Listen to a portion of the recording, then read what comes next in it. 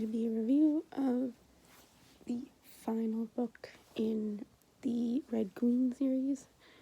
I finally finished it. It's only taken like 6 months. So funny story, I started reading it and then I started reading A Discovery of Witches at the same time, and then I kind of focused on that, and I picked it up again, and then I stopped, and then I decided to finish the book by listening to the audiobook. So yeah, that happened, and then of course I've been having some things going on, school, a lot of headaches, chest pains, so yeah. Anyways, I'm going to start. It's the last book. There's actually a book of short stories, and in one of the short stories, hold on, excuse me, is, it takes place after this book, and the last book is called War Storm, by the way. It's by Victoria Aveyard.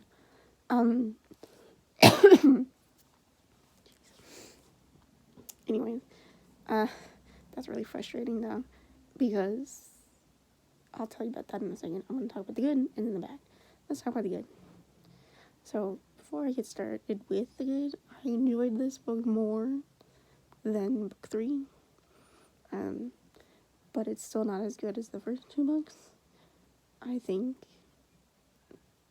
when I talk about the bad, I'll explain why. But here's the good. The good is I liked getting to read other characters' points of view. We had Mal.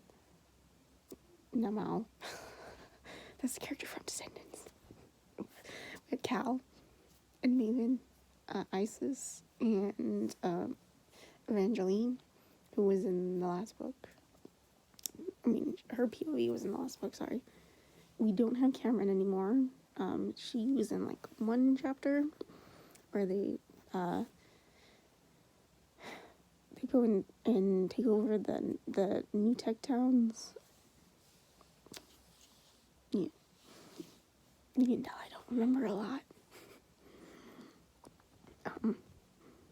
Anyways, that being said, so we don't get to see her point of view anymore, and she's like I said, in that 1 chapter, and then she's gone, which is kind of sad because they kind of made her a big character in the 2nd and 3rd book, so it's kind of sad to see her go. But I actually enjoyed reading Evangeline's point of view more than Mare's, just because, not that I hate Mare or anything, it's just, I think, after the ending of that last book, I'm like, so I enjoyed that. I enjoyed getting to see LGBT relationships in this book. There's not a lot of them in YA books right now, especially fantasy ones. Fantasy science fiction, usually. Hold on. Okay. Oh, sorry. That's my blanket. What was I talking about? LGBT. And so in this one, you get to learn a bit more about Evangeline and her relationship with Lane. You also learn about Premier Davison, and you find out that he has a husband in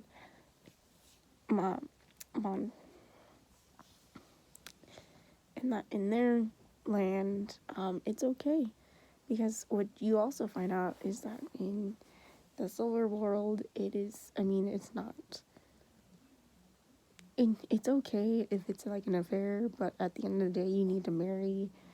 Like a man needs to marry a woman needs to marry a man, because they have to continue on the bloodline. That's like super important in this series for Silvers, because it's all about the blood.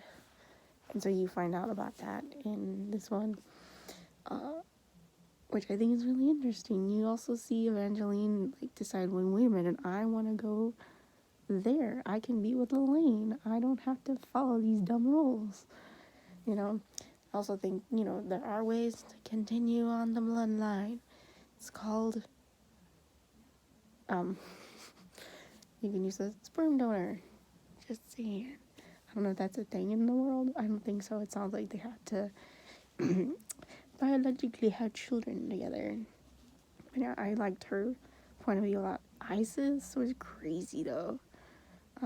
Her point of view and her mom, like, whoa. I can understand why it's been hard to defeat the Lakelanders in this series, because like they have a very strong will to win. So I liked reading her point of view, even though I don't think there was as many chapters. I'm trying to think. I think there's like 2 or 3 of Cal and Maven's chapters. I actually would have liked a bit more from them. Maybe less from Mare. I like Mare. I do. It's just we only had the first couple of books entirely from her point of view, so it's kind of nice to see the other characters. Cal's was really interesting because he learned a lot about who his mother was. I kind of wish we saw a bit more of that, but that was also really good. And he also, I think it's interesting, you get to see a different side of his uncle Julian than you did before in the other books, so that was really good. Trying to think of everything else. What was good was Cal and Mare's relationship kind of getting back on the start, but then we're getting into the bad now. She didn't do it. Victoria Aveyard decided not to have them end up together. They're on their own journey and all that jazz to find out who they are outside of the war that was being fought. And I'm like, what? Really? And it bugs me because this is the last book. And it's like, well, I wanted them to be together. I wanted, them to come to terms with who they are in this book. I don't want to find out, a couple years from now that guess what book 5 is coming out with, like, what happens after this book. You know what I mean? It really bugs me. And that's what happens in the ending as well. Is they fight the Lakelanders. It's really cool fight. And then the Lakelanders turn and go back. And there's no, like, true defeat of them. Yep, so they can come back. Another book. And then, sorry. Also don't get to find out how the world is rebuilt. Because Cal, he decides he's not going to be king anymore. Which is like, what was the purpose of the ending of the last book if you're going to have Cal give up the throne anyways in the next book? I know he's supposed to go through a character development type of thing, but like it should have been happening during the first 3 books to begin with. Just saying.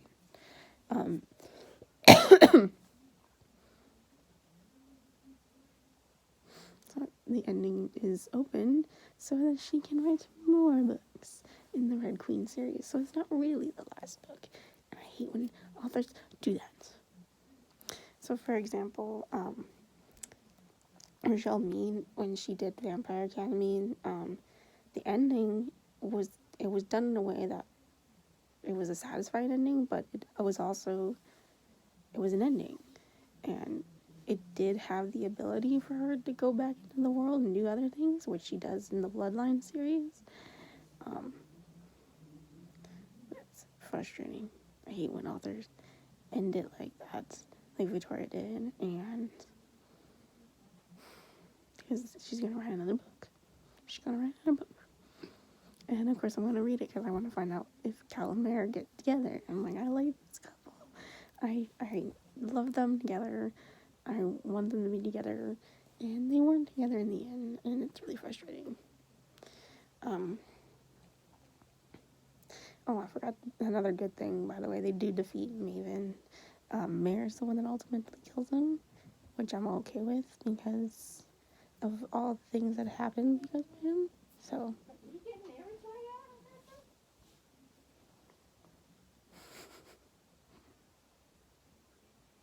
Sorry. Anyways, so that's kind of like the bad of the book. Other than that, I would give this book, what did I give the last one? I think I gave it a C. I think I'll give this one a B plus.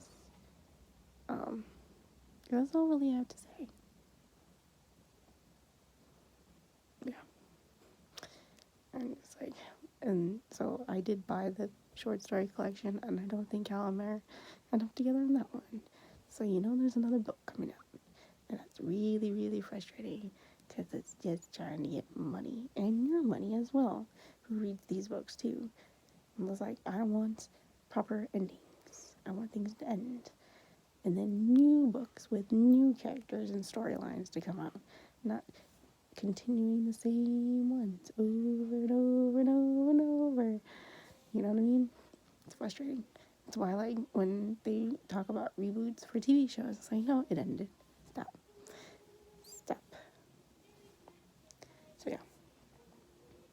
Anyways, I'll see you in another video. Have a good day. Bye, guys. Someone's playing ABBA. When I kiss the teacher, you hear it? And that was wild. And I got my breath, the world stood still, but then she just smiled. Sorry. Anyways, bye, guys.